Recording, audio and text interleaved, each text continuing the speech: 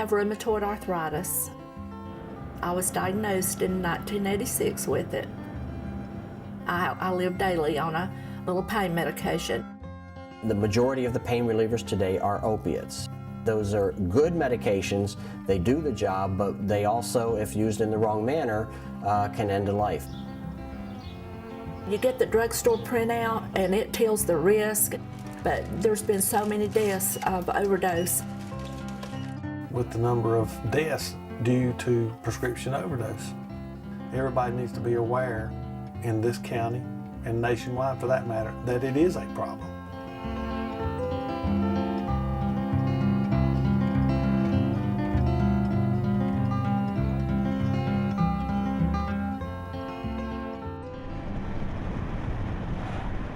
You could say I knew him as well as anybody.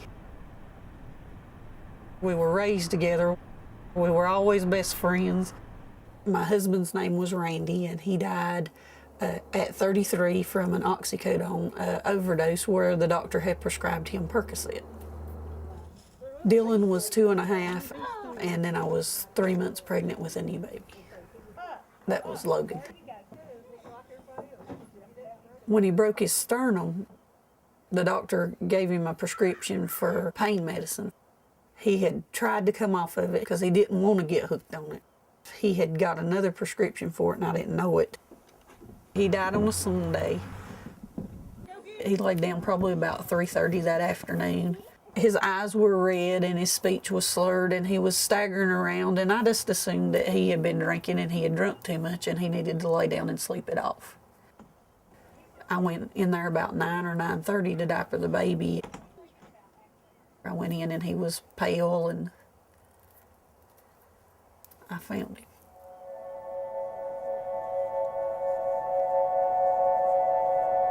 He had no idea when he laid down that day he wasn't going to get up like he always did.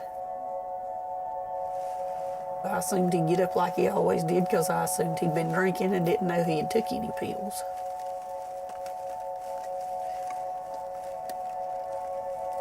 It only takes one time.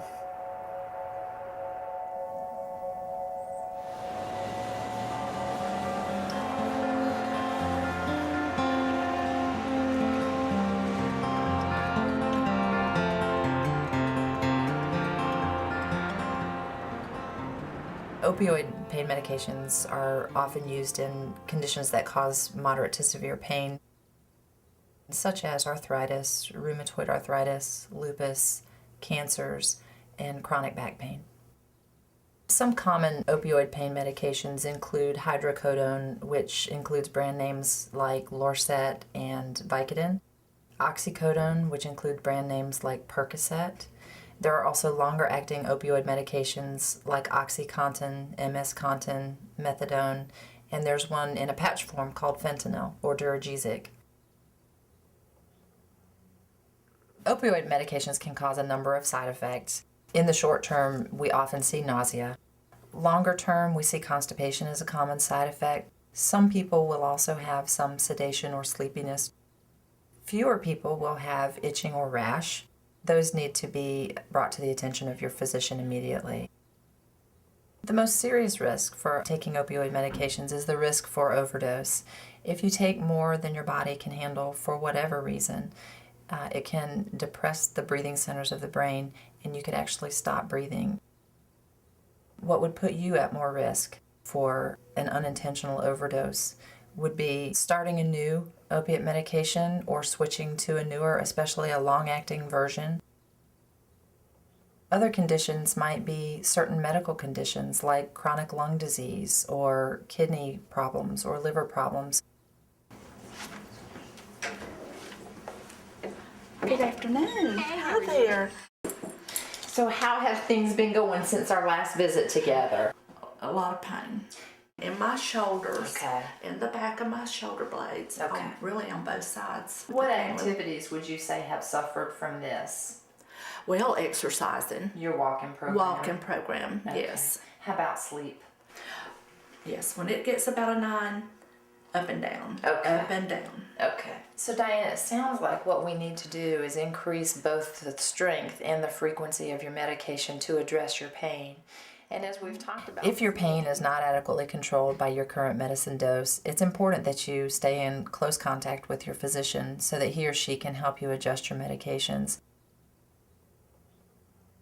Particularly with long-acting opiates like methadone or OxyContin, increasing pills even by 1 pill can put you at increased risk for overdose. Do you drink any alcohol at all? No, ma'am. None. No, Not using any drugs other than what's prescribed to you by a physician? no, never. Other substances can combine with the opiates to make you more at risk of an overdose as well.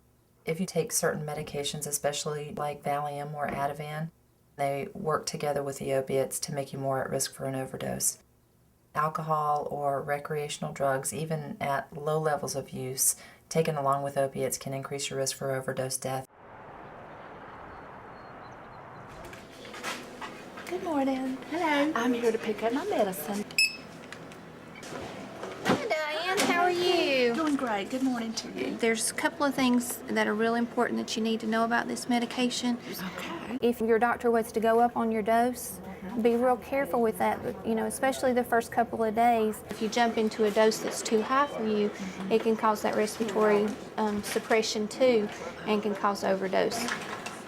We'll have you come back sooner than usual since we're making this dose adjustment to make sure that you're tolerating the medicine okay, and to make sure that it's helping you with your pain and we don't have to make more changes. So that you should keep close contact with your doctor should you experience any side effects so that changes can be made in the medications. Your doctor might also ask you to submit urine for drug screens to make sure that there are not any substances in your body that could interact and increase your risk for overdose.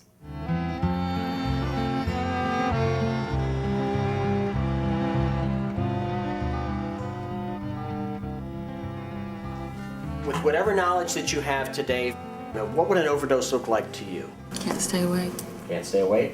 In Pulp Fiction, she overdoses on heroin, and she freezes up and starts shaking. An overdose from narcotics is not going to look like Pulp Fiction. Somebody may be just falling asleep on the couch. An opiate overdose essentially stops you from breathing. You want to check their breathing, and if you see that their breathing is down to possibly 10 breaths a minute,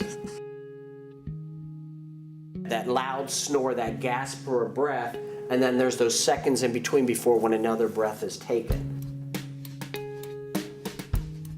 The lips are blue, the face has gone gray and ashen color. You can't wake them up, and they're becoming unresponsive. There's different ways to get someone's attention if they might not be breathing. You're going to shout their name, you're going to move them, and if that's not working and it's not waking them up, then you may take your knuckles and begin to rub on the sternum like this to get some response. Now, if you've done this and they're still not waking up, you need to know what to do next.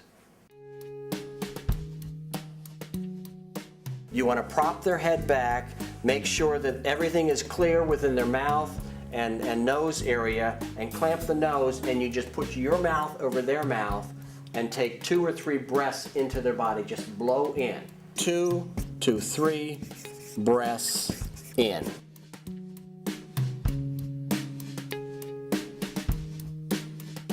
You call 911 and you simply have to say, somebody in my home has stopped breathing. You've done the rescue breathing and they're still not responding, and you're saying, I need to do something more. You're going to go after your naloxone.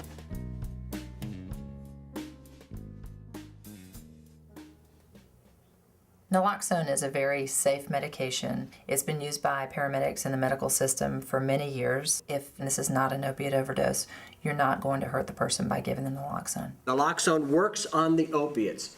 It does not work on, again, the benzodiazepines, Valium that you've probably heard about, Xanax, Klonopin, and Ativan. You're going to grab a hold of your kit, put in the plunger, screw on the nasal adapter, insert this in the nose, give it a half a spray in the right nostril, put it in the left nostril, give it the rest of the dose, and then give them some immediate rescue breathing on top of that.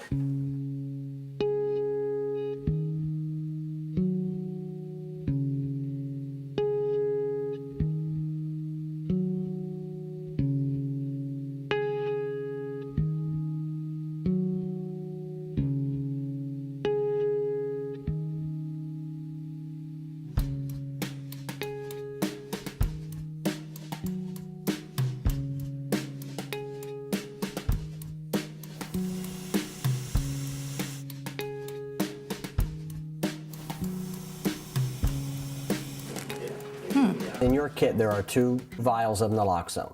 There's one, of course, you're using initially, and if you find out after about 2 or 3 minutes that it has not had any effect, you want to administer that second one to make sure that there's enough naloxone to stop the effect of the opiate.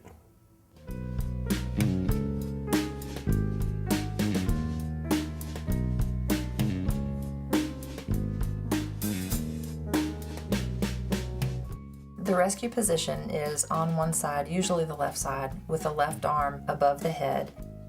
This helps them to breathe more clearly. This is the position that you want to keep the person until EMS arrives. You want to make sure you stay with the individual. So the naloxone might wake them up, but the naloxone eventually is going to wear off, and again, that narcotic prescription then could kick in. Even if you give the naloxone and the person who has overdosed becomes conscious, it's still important to get EMS to the scene as soon as possible. The opiate that had been in their system relieving their pain is no longer working, therefore they might have pain, they could have some symptoms of opiate withdrawal, and they may be very uncomfortable. If there's been an incident where your naloxone had to be used either on you or someone else, contact Project Lazarus. When you do that, we'll instruct you on how to get your refill, where to replace it if you've lost it or it's expired. We will make sure that you have the proper naloxone supply within your house. It's Project Lazarus. It literally is raising somebody from that dead situation. That could have helped a lot if I had known what the signs and the symptoms were. I would have done something about it before it went too far, that afternoon or something, before he laid down.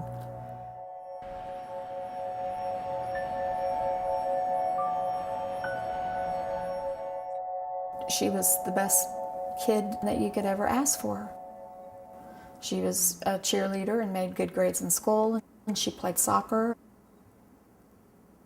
And then when she hit 18, her senior year, it all went to pot. She started hanging out with a different group of people. She never ever lied to me before. And finally she admitted to me that she had a problem and she wanted help.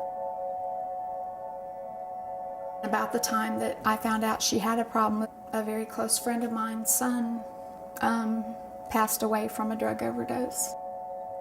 I kept telling her, Casey, I don't want to get that phone call. And she said, I know my limits. I'm not going to make the mistakes he made. And I didn't get that phone call. I was the one that had to make that phone call to her daddy and tell him that his daughter was dead.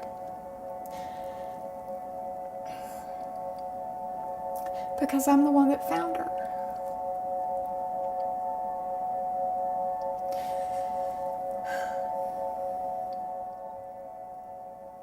She tried to do it on her own and did. She quit doing anything.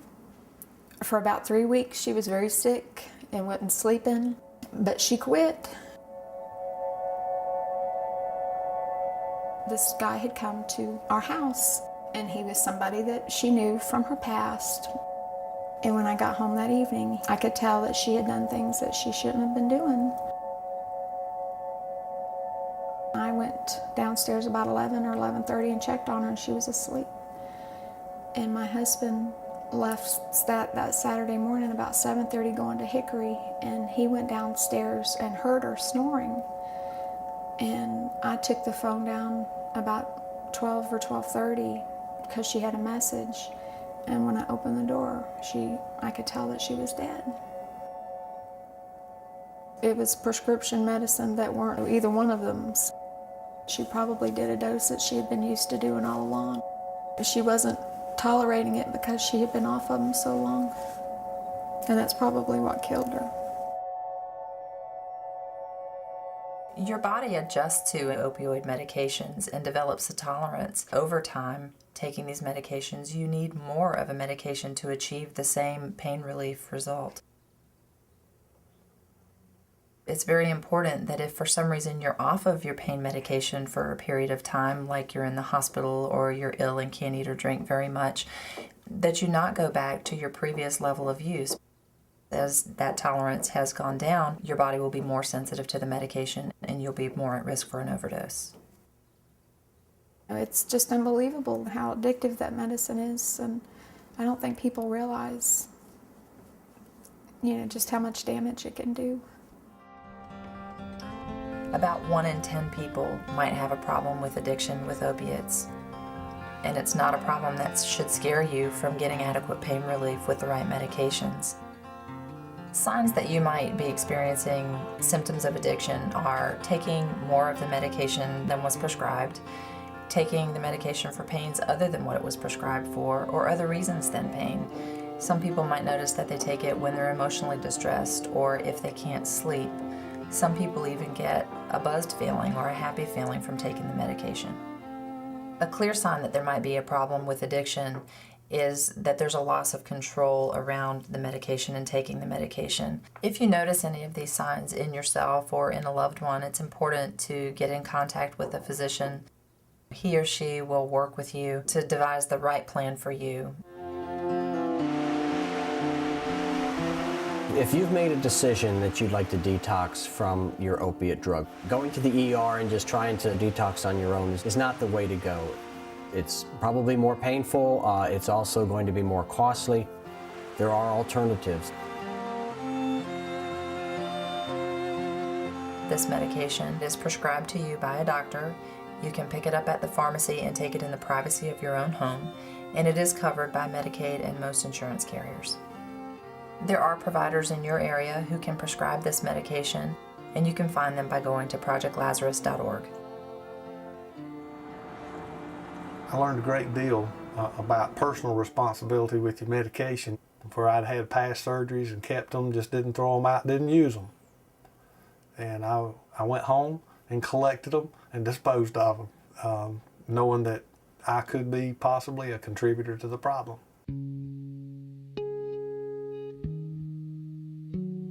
Never throw the vial out with your information on it and the pill still in the container. Take those pills and remove them from that container. Mix them with kitty litter or coffee grounds, something that's detestable. Place it in a baggie and throw that in the trash. Take your label off your vial, tear that up, and throw your vial away separately. Get rid of it. Don't keep it hanging around in the medicine cabinet for somebody else to come in and take out. This is a lockbox for my medications. I have 2 young grandchildren. Little children like to experiment. If they see something out, they might just put it in their mouth, not realizing the danger. I'd hate to know that someone took some of my medicine and then later overdosed on it. That is to lock the medicine up so there won't ever be that chance of getting into the wrong hands. Keep your prescription locked up and keep your prescription your prescription. It's important never to share your pain medication with anyone else or take someone else's medication. You don't know if they have other medical problems or if they're on other medications that could interact with the opiate, and you certainly would not want to be responsible for putting someone at increased risk of overdose death. When my pain level's down, I like to keep mobile and exercise. I like to walk on the treadmills and lift a few weights. It helps me feel healthy. It makes me feel I'm well. And just getting out, being around people and being active, it just makes me feel like I'm not sick like I really am,